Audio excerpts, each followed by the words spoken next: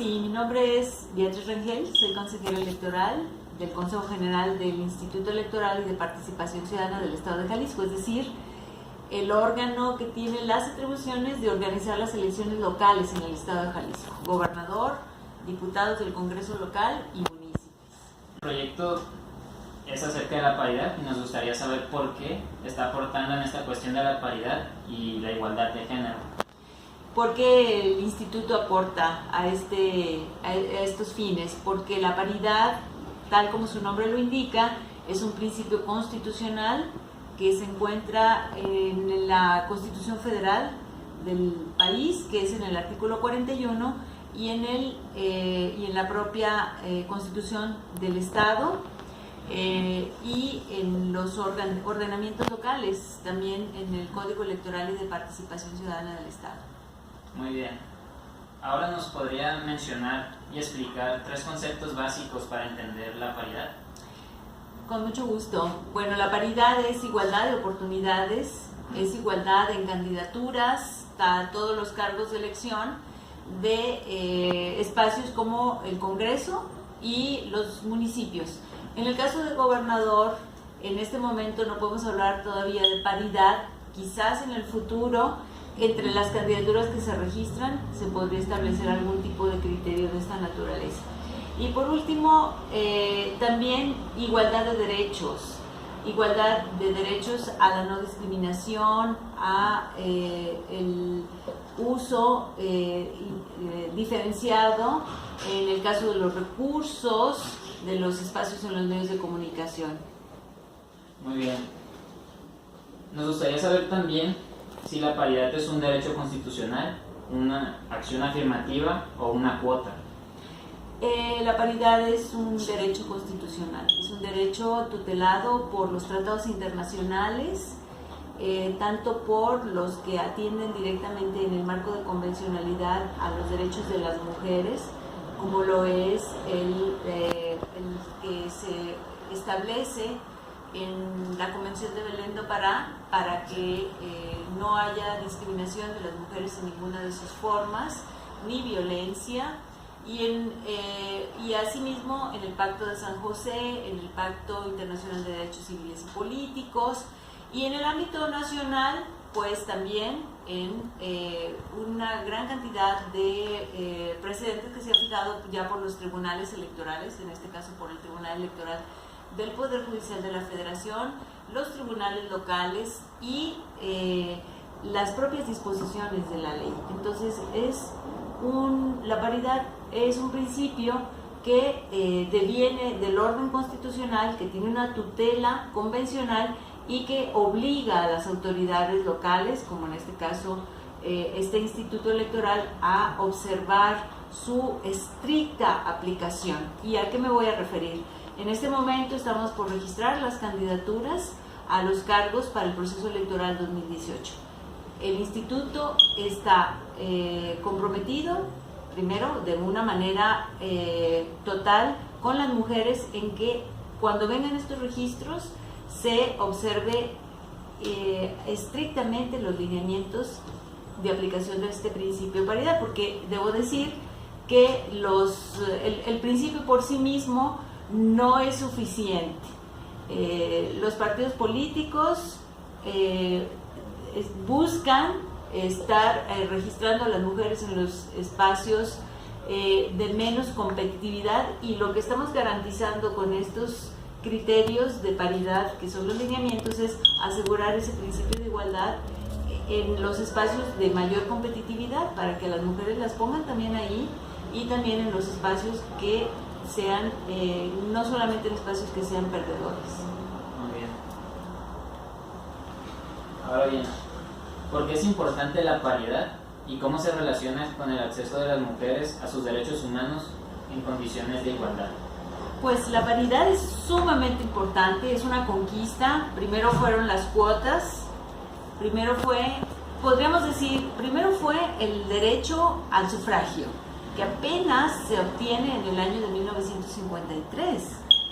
Antes, a pesar de que los estados constitucionales se crean, podríamos decir a partir del siglo XIX, con la Revolución Francesa, con la independencia de los Estados Unidos, y todavía en México, después de una revolución social como fue la que inicia a principios del siglo XX, que es la Revolución Mexicana, en la Constitución que se deriva de esta revolución se establecen derechos para los campesinos, para los obreros, pero no para las mujeres. Es decir, podríamos decir que la Constitución del 17 es una constitución social, pero dentro de esta no se consideraron a las mujeres como sujetos de derechos o sujetas de derechos.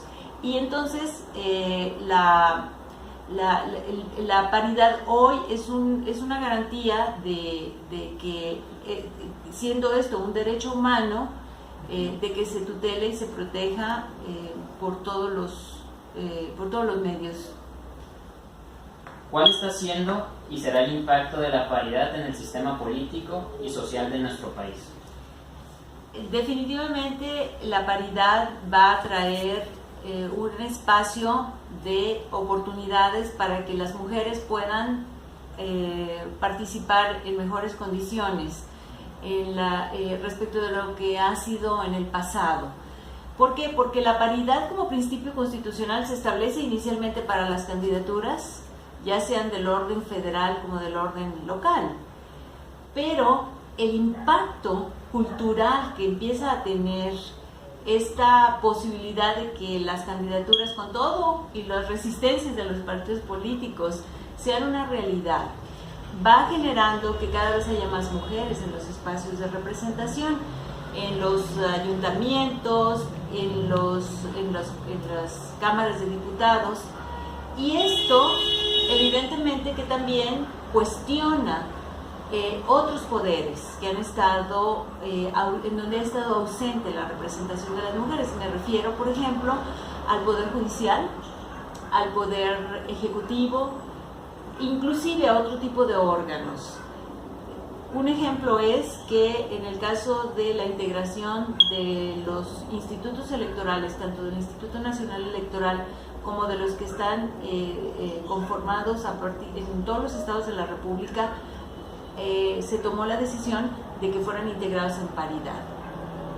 Entonces, hoy en día, nuestros órganos, este instituto electoral se compone de 7 consejeros y consejeras. Somos 4 consejeras y 3 consejeros. Uno de ellos es el consejero presidente. Pero este es un ejemplo nada más que para expresar que la paridad como principio constitucional que inicialmente se inicia en candidaturas, poco a poco va a ir generando una presión, digámoslo en el buen sentido de la palabra, para que también otros órganos se abran. Por ejemplo, el Congreso del Estado, en la elección después de 2015, tuvo un repunte histórico, pero hoy en día también hay un fuerte cuestionamiento al Poder Judicial, en donde hay 4 magistrados y solamente 5 magistradas, 40 magistrados y solamente 5 magistradas. O bien en el Ejecutivo, en donde de 17 secretarías solamente hay 2 mujeres.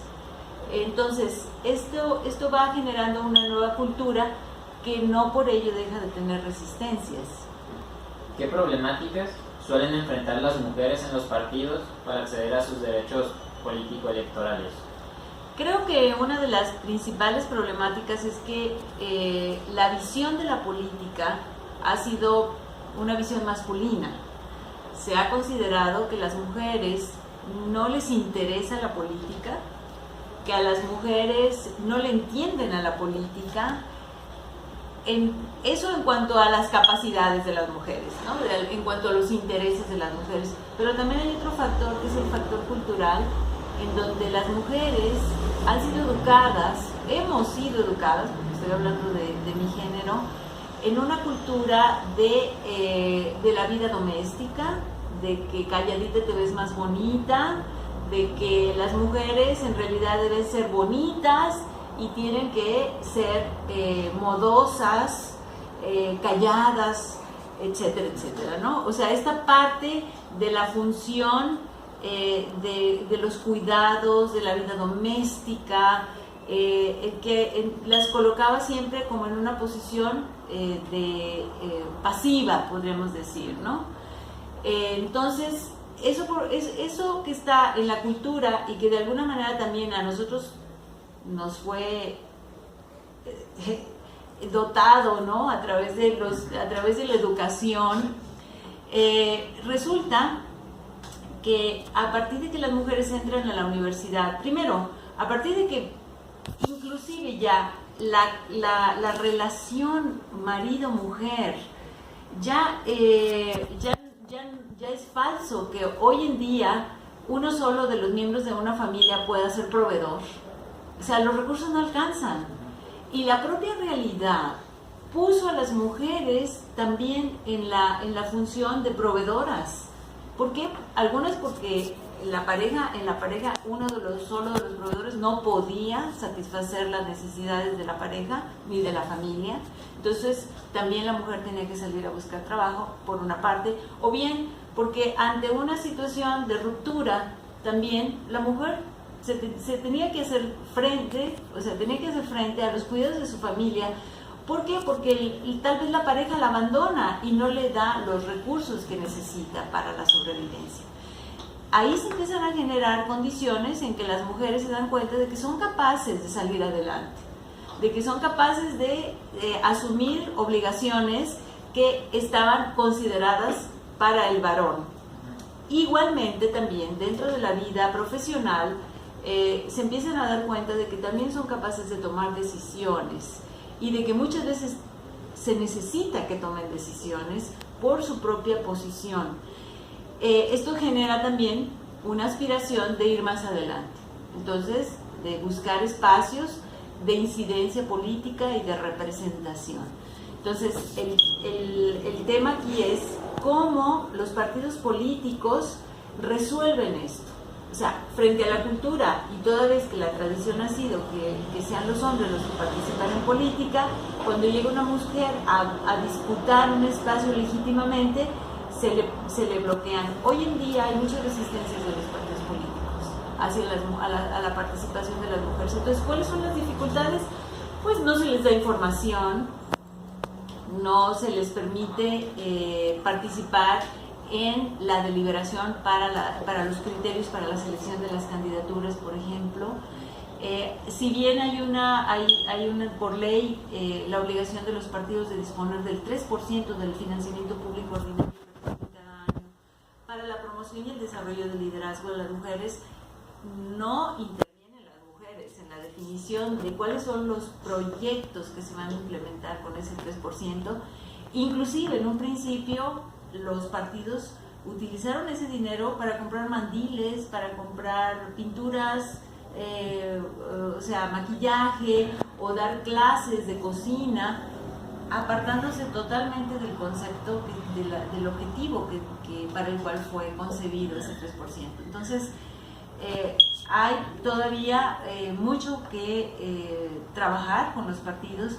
Y también las propias mujeres tienen que ser capaces de empoderarse. Hay muchas mujeres en los partidos, ellas siempre trabajan haciendo las campañas, por ejemplo, ¿no? Vinculándose a la población para allegarse de votos y de voluntades en torno a una candidatura masculina. Entonces, esa visión del papel de las mujeres como trabajadoras de otros, proviene de esta idea de que a las mujeres le corresponden los cuidados de la familia, los cuidados de los ancianos. Su función es de agencia, de atención en los alimentos, en lo que sea, para garantizar el mantenimiento de un estatus dentro de la familia. Y ahora la idea creo que las mujeres también tienen que cambiar esa visión de que dentro de los partidos políticos, ellas se tienen que ver, y aquí empieza un tema también muy importante, que es reconocer nuestras propias ambiciones, ¿no? O sea, la tradición también dice que las mujeres no deben ambicionar espacios de poder, y la pregunta es ¿por qué no? O sea, el problema es la equivocada concepción de la ambición y del poder. Hemos estado acostumbrados a tener políticos que ambicionan para después servirse, aprovecharse de los espacios que se están ocupando, pero no necesariamente. Tú también puedes tener el poder para ponerlo al servicio de causas, al servicio de otros, y ese es el tema, que también creo que tenemos que trabajar mucho con las mujeres, esa capacidad de reconocer que es legítimo tener ambiciones. Cuando tenemos la ambición cuando queremos terminar una carrera, es una ambición y es válido. Cuando queremos tener una casa, es una ambición y es válido. Muy mal sería no tener metas en la vida, no tener ambiciones. Y esa es la idea. Finalmente el punto es reflexionar para qué sirve tener ese poder, porque el poder te da posibilidades de construir una sociedad más justa, más igualitaria. Esa es la idea. ¿Qué se puede hacer desde la ciudadanía para aportar en esta cuestión? Yo creo que se puede hacer muchísimo. Nuestra cultura política ha sido una cultura en donde todavía no participamos suficientemente. O sea, si tú haces una encuesta, por ejemplo, una encuesta de cultura política, la ENCUP, ¿no? Que la hace la Secretaría de Gobernación, por cierto, ¿no? Pero otras encuestas de consultoras como Mitofsky, la de Verba, es otra encuesta muy famosa sobre cultura política, nos revela que dentro de la ciudadanía solamente un sector minoritario está muy interesado en la política. Un sector más grande, digamos, vamos a hablar poniéndole números, 20% muy interesado, 60% medianamente interesado y un 10% poco interesado y otro 10% que de plano dice, a mí me es indiferente. Es más, que les da lo mismo que vivamos en democracia a que vivamos en un régimen autoritario, a ese nivel. Entonces, esta situación de indiferencia o de escaso interés en los asuntos públicos ha generado que sí tengamos una democracia, porque de manera periódica, cada 3 años, cada 6 años, se renuevan los órganos de representación política. Hay partidos políticos, pero ¿qué pasa? Esos representantes no tienen la suficiente vigilancia ciudadana. Hace falta más seguimiento a los compromisos de las campañas de los diputados, de los presidentes municipales electos. Es decir, si nosotros los elegimos, pero luego no los vigilamos, luego después no nos sorprendamos de lo que pasa, ¿no? Entonces, hoy creo que lo que tenemos que hacer la ciudadanía es involucrarnos más en los asuntos públicos, salir de nuestros espacios de confort y leer los periódicos, estar atentos a lo que pasa en nuestro entorno, aunque sea nuestro entorno más inmediato, aunque sea el tema de nuestra cuadra, de nuestra colonia. Y desde la perspectiva de las mujeres también es muy importante la participación de la ciudadanía, porque gracias a la ciudadanía las mujeres pueden en los partidos políticos encontrar aliadas. Entonces el trabajo que se puede hacer desde la ciudadanía es muy importante, por eso desde el instituto nos interesa mucho puentear, nosotros trabajamos con los partidos políticos porque los partidos forman parte de nuestro Consejo General. En nuestro Consejo General somos 7 consejeros y cada partido tiene un representante. ¿Cuál es la función de los partidos ahí? Asegurarse que precisamente todo lo relacionado con las funciones del instituto se apeguen a los principios de legalidad, certeza, independencia, objetividad, máxima publicidad. Al final de cuentas ellos son actores de las contiendas. Entonces ellos hacen un equilibrio entre como actores que son y nosotros que somos la representación ciudadana. Pero este trabajo con los partidos, si fuera lo único que hiciéramos, sería insuficiente. Tenemos que trabajar también con la ciudadanía para que haya digamos, por una parte una resistencia, porque se vale tener, o sea, que la ciudadanía resista y exija, pero también que la ciudadanía en un momento dado pueda apoyar, por ejemplo, a las mujeres de los partidos políticos ahora en sus candidaturas. Es muy importante el papel de la ciudadanía. ¿Cuáles han sido sus experiencias al aportar para el avance de la paridad en Jalisco y en México? Bueno, yo creo que aquí en Jalisco una de mis experiencias más satisfactorias es haber trabajado la reforma constitucional en materia de paridad de género en Jalisco. Si bien es cierto que después de la reforma de 2014 a nivel federal se establece en la Constitución y en el artículo 116 también de la Constitución Federal se establece que en los estados se establecerá la paridad, solo se establece para los congresos locales. Entonces se queda un vacío de qué iba a pasar con los ayuntamientos, ¿no? Para armonizar la reforma constitucional de 2014, el Congreso del Estado toma medidas para que a nivel del Congreso local se establezca paridad tanto en las candidaturas a diputaciones por el principio de mayoría relativa como por el principio de representación proporcional. En el caso de mayoría relativa son 20 distritos aquí en Jalisco.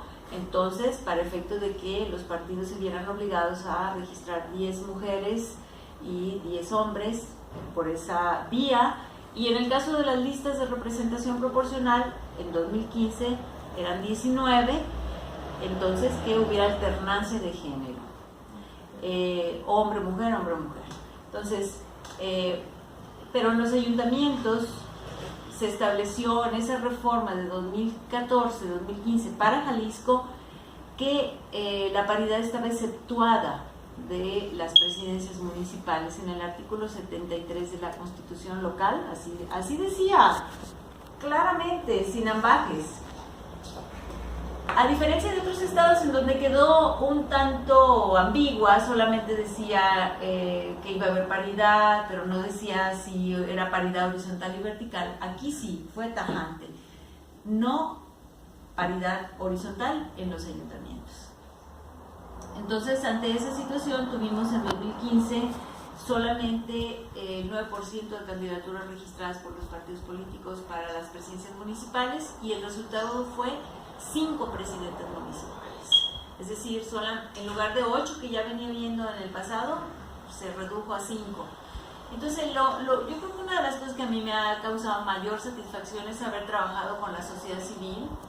Inclusive, la propia Alice Ocampo fue una de las actoras fundamentales de este proyecto, pero en particular fue el tema de la redacción de la reforma constitucional. O sea, todos hablábamos de que cómo era posible que los partidos hubieran registrado solo el 9%, pero finalmente el tema era, bueno, ¿qué es lo que hay que hacer?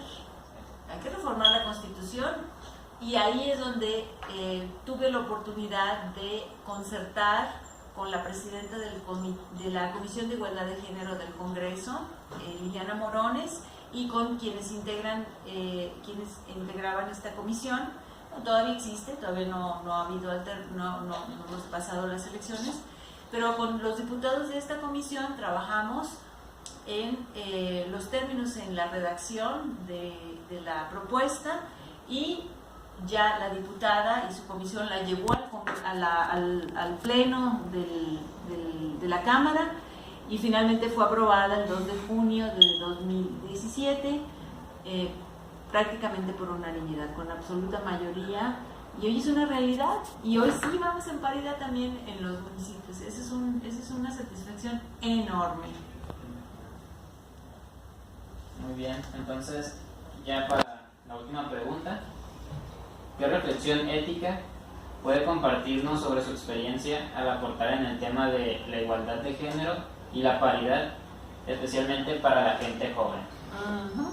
Bueno, pues yo creo que el tema de una reflexión ética es hacer yo haría un llamado a los jóvenes, a las y los jóvenes que hoy están a punto de incorporarse ya como ciudadanos a las obligaciones de votar, a la obligación y a la oportunidad de ser votados y votadas, a que hagan un uso responsable de sus derechos. Como ya lo dije, todavía somos una sociedad en que hace falta una mayor cultura política, y creo que la energía, la inteligencia, el compromiso, la libertad que hoy tienen los jóvenes en este momento para tomar decisiones es para que se comprometan, con su sociedad, con este proyecto de país que hoy podemos decir que está incompleto, sí, pero que no vivieron otra época, que sí vivimos quienes tenemos más años, en donde el expresarse simplemente era causa de ir a la cárcel, ¿no? O sea, el repartir un volante, el invitar a una reunión era razón para ser perseguido. Y por eso en este país hubo movimientos armados, clandestinos, guerrillas, y todo esto que finalmente fueron moviendo el sistema y que hoy nos permiten gozar de libertades que quizás a lo mejor no las estamos acabando de valorar todavía suficientemente. Entonces hay mucho por hacer, sin duda, y para eso yo sí haría ese llamado al compromiso,